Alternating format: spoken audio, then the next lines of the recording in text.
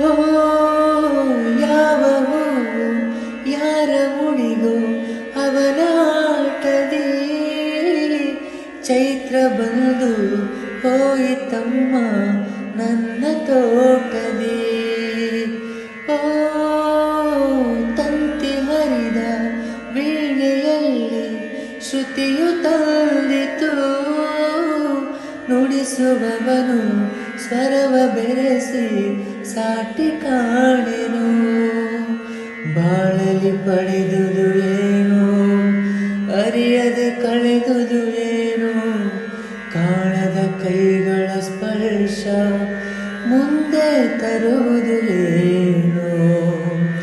ಬರೆಯದ ಮೌನದ ಕವಿತೆ ಹಾಡಾಯಿತು ಎದೆಯಲ್ಲಿ ನೆನಪಿನ ನೋವು ಸುಖ ತಂದಿತು.